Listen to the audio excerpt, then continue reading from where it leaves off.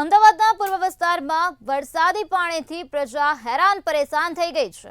વિકસિત વસ્ત્રાલમાં ઠેર ઠેર જગ્યાએ પાણી ભરાઈ ગયા છે। લોકોના ઘરો, ફ્લેટ અને દુકાનમાં પાણી ભરાયા ત્યારે વરસાદી પાણી નિકાલના પંપો સોપાના ગાંઠિયા સમાન બની ગયા છે। હેવી ડિવોટરિંગ પંપો ચાલુ ના રાખાતા હોવાના આક્ષેપ કરવામાં આવ્યા છે। લોકોને પીવાના પાણીની સમસ્યા થઈ રહી છે। અમદાવાદના પૂર્વ વિસ્તારમાં પ્રજા ત્રાહિમામ પોકારી ઉઠી છે। વરસાદી પાણીના કારણે પ્રજા હેરાન પરેશાન થઈ ગઈ છે। વિકસિત વસ્ત્રાલમાં ઠેર ઠેર જગ્યાએ પાણી જ પાણી નજરે પડી રહ્યું છે।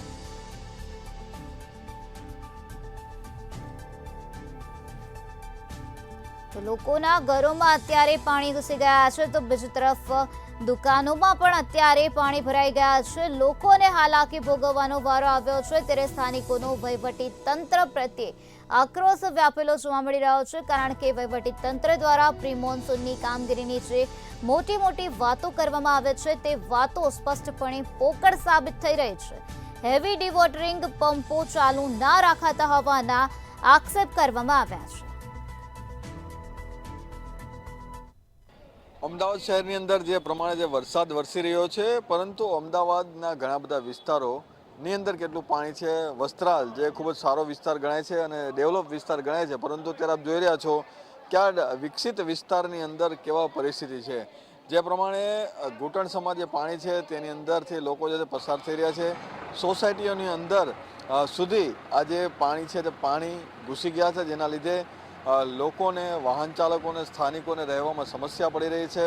સાથે સાથે આ ગંદુ પાણી આવતું હોવાના લીધે આ જે પ્રદૂષિત પાણી જે આવી રહ્યું છે તેના લીધે લોકોએ અહીંથી કેમ પસાર થવું, કેમ પોતાની જે રોજિંદી જે વસ્તુઓ છે તેમાં આગળ આવવું, તે એક મોટો સવાલ છે, કારણ કે અહીંથી બહાર કેવી રીતે નીકળવું તે એક મોટો સવાલ જે છે તે જોવા મળી રહ્યો છે। પરંતુ સમસ્યા જે છે તેનું નિરાકરણ છે કોર્પોરેશન દ્વારા કરવામાં આવતું નથી। અચ્છા, કેટલા સમયથી આ પાણી ભરાય? આ પાણી છેલ્લા 3-4 વર્ષથી અહીંયા ચોમાસાનું આવે ત્યારે ભરાઈ જાય છે, ફૂલ આવી રીતે જ ભરાઈ જાય છે, પણ આ વખતે એકદમ વધારે ભરાઈ ગયું છે। સ્થાનિકો બહાર નથી જઈ શકતા। 2 દિવસથી તમે જોઈ શકો છો, લાસ્ટ 2-3 દિવસથી આવી જ પરિસ્થિતિ છે। લોકોના પાણીના ફાફા છે, આવી રીતે ભરવા જઈ રહ્યા છે, તમે બતાવશો તો। ને બધા રજાઓ પાડીને બિચારા ઘરે બેઠા છે, એટલે જે મજૂરી વર્ગ છે એમને તો કમાવાના ફાફા જ છે એવું કહી શકાય આપણે। અચ્છા, પીવાનું પાણી નથી? પીવાના પાણીમાં પાણી તો છે, પણ મિક્સ થઈ ગયું છે પાણી।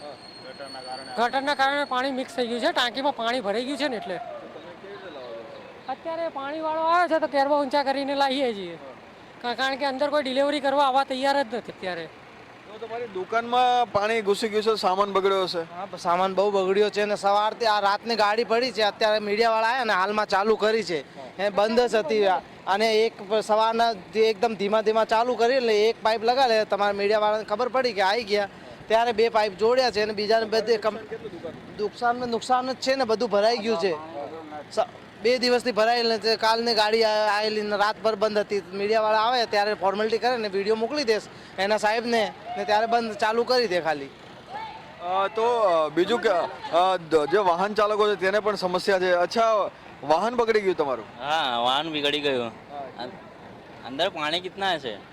तो ये इसका निकाला कुछ होने होता है? निकाला करोगे आप लोग तभी करेंगे ना निकाला। आता है देखने के लिए? हाँ, कोई देखने के लिए आता है इधर? कोई अभी तक आया तो नहीं तो अभी तक तो पानी चले गया होता। तो आपका नुकसान कितना हो गया? मेरा नुकसान तो अभी आएगा 2-3 हज़ार जाएगा। એટલે નુકસાન છે તે દુકાનદારોને છે, સાથે સાથે સ્થાનિક લોકોને છે। હવે જો વાત કરવામાં આવે છે હેવી ડિવોટરિંગ મશીન જે મૂકવામાં આવ્યું છે, આ જે હેવી ડિવોટરિંગ મશીન જે મૂકવામાં આવ્યું છે તે જે પ્રમાણે સ્થાનિકોએ જે આક્ષેપ કર્યા છે કે ફક્ત ને ફક્ત 1 થી 2 કલાક સુધી જ ચાલુ રાખવામાં આવે છે અને જે ફક્ત થોડું પાણી નીકાળે છે, પરંતુ તેનું ભાડું છે તે પણ 10 થી 15 હજાર સુધી ચૂકવવામાં આવે છે। અચ્છા, આ મશીન શોભાના ગાંઠિયા જેવું લાગે છે? આવા ઓછા વસ્ત્રાલની અંદર પમ્પિંગ સ્ટેશનના અભાવથી આવા 10 થી 15 મશીનો મૂકવામાં આવ્યા છે, તેઓ સતત પાણીને આ લોકો બહાર ધકેલી રહ્યા છે। પરંતુ એક બાજુ વરસાદ પણ એટલો ચાલુ છે અને બીજી બાજુ પાણીને જવાનો કોઈ જગ્યા નહીં હોવાથી આજુબાજુના બંને તળાવ પણ ઓવરફ્લો થઈ ગયા હોવાથી પાણીને નિકાલ માટેની કોઈ વ્યવસ્થા છે નહીં। તેમ છતાં પણ આ મશીનો થોડા સમયે પાણી બહાર નિકાલ કરવાનો પ્રયત્ન કરી છે। પ્રયત્ન કરીએ છીએ, પરંતુ હું તમને બીજો એક પ્રયત્ન બતાવવા માંગીશ કે જે પ્રમાણે એક વ્યક્તિ જે છે જે દૂરથી આવી રહી છે, જે પણ પ્રયત્ન કરી રહી છે કે અહીંથી જે પોતાનું વાહન સાથે શાંતિથી અહીંથી પસાર થાય. બીજો પણ એક વ્યક્તિ જે છે પાછળ જે પ્રયત્ન કરી રહ્યો છે કે પોતાનું જે ગંતવ્ય સ્થળ છે તો જ્યાં તેને જવું છે ત્યાં જવા માટેનો પ્રયાસ કર્યો છે.